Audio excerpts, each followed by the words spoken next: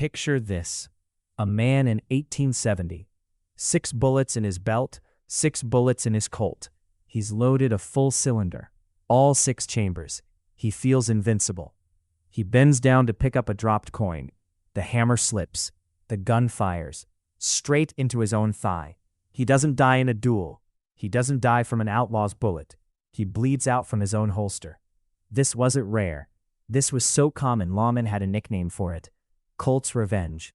More cowboys lost toes, kneecaps, and worse to their own revolvers than to every gunfight combined.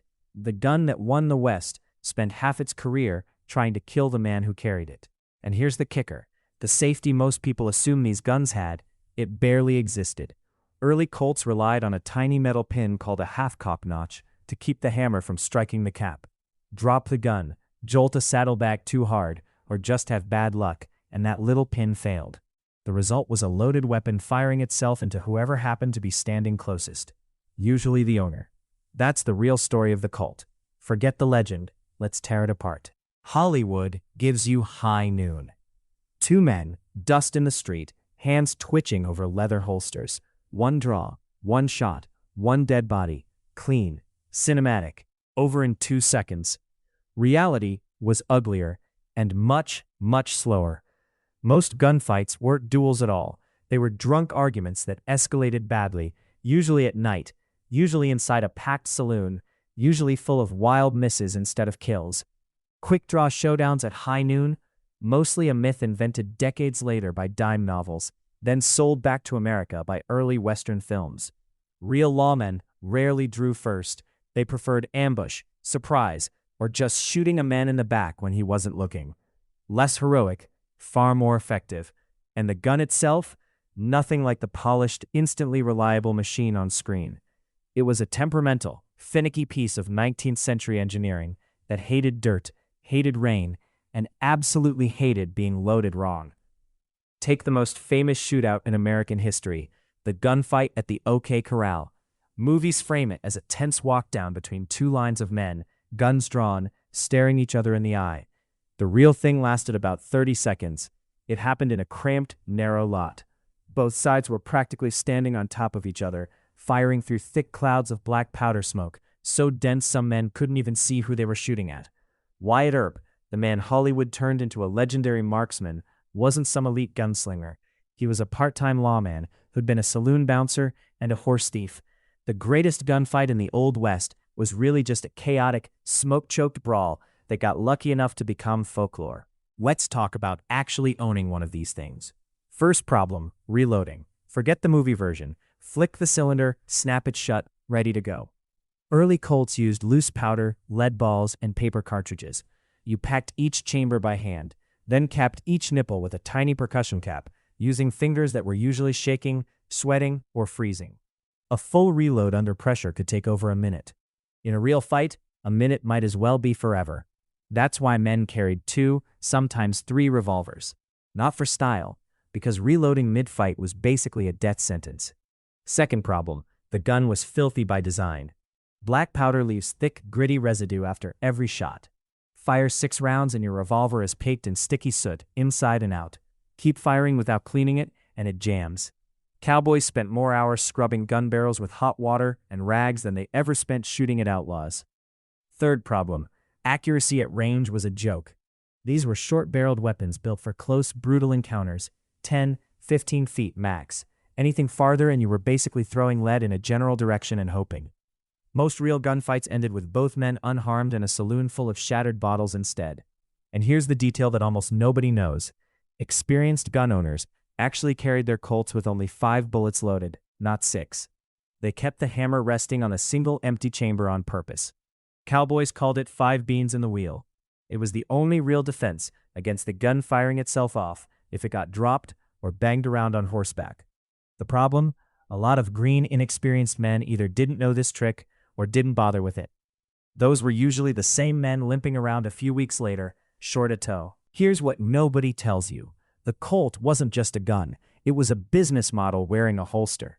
Samuel Colt didn't get rich because his revolver was perfect. Early models were so unreliable, the U.S. Army actually rejected them at first.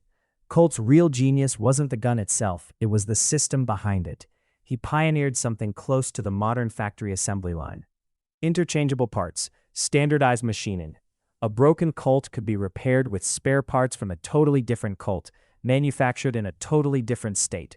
That part of the story is genuinely revolutionary, not the bullets, the factory, but Colt's real masterstroke was marketing through chaos. He sold revolvers to nearly every side of nearly every conflict he could find. Texas Rangers fighting Comanche Raiders sold them Colts. Those same Raiders through traders also sold Colts. The Union sold Colts. The Confederacy, before supply lines fully split, also sold Colts. He didn't care who won. He cared who was buying. And that slogan you've definitely heard, the gun that won the West, that wasn't a cowboy phrase. It wasn't even from the 1800s. It was a marketing line cooked up by the Colt Company itself in the 20th century, decades after the real frontier had already closed, to sell nostalgia back to a country that had already moved on.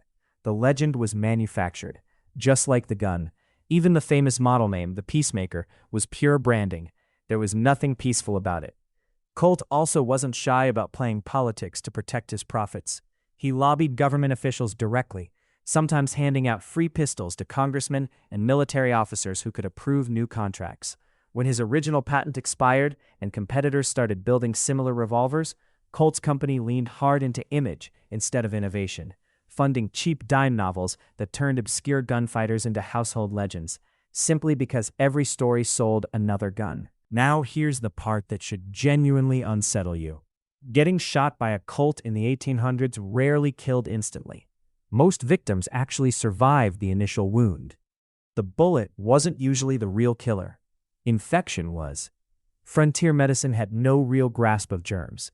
A doctor, if you were lucky enough to find one, would probe a gunshot wound with bare fingers or unwashed metal tools, sometimes the exact same instruments just used on the previous patient. Lead fragments, scraps of dirty clothing, and bacteria got pushed deep into the wound during treatment. Within days, the wound would swell, blacken, and start to smell like rot. That's gangrene setting in.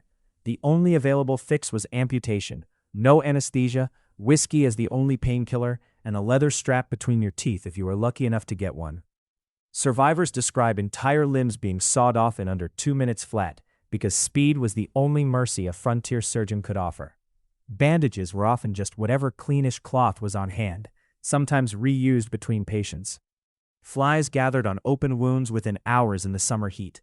Studies of Civil War-era battlefield medicine from the same period and using the same basic tools found that infection and disease killed roughly twice as many men as the bullets themselves. The Colt didn't need to be accurate to be lethal. It just needed to break the skin and let nature do the rest. So the worst-case scenario of the Colt wasn't a clean, instant death. It was something crueler. A slow, agonizing week of fever, swelling, and rot, ending in either an amputated limb or a fresh grave.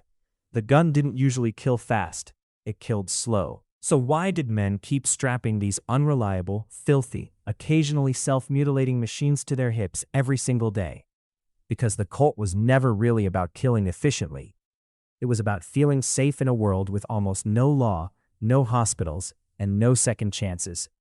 A six-shooter on the hip wasn't a guarantee of survival. It was a psychological crutch, an illusion of control in a land that had none. That illusion was so powerful, it outlived the Old West entirely. It became movies. It became legend. It became one of the most recognizable objects in American history, built on a myth the company itself helped invent. The Colt didn't win the West. Fear did. The gun just happened to be sitting in the holster when it happened. And if you think the Colt story is dark, wait until you hear what cowboys actually used it for, day to day. Because gunfights were the rarest part of the job. The real horror was something far more boring and far more deadly.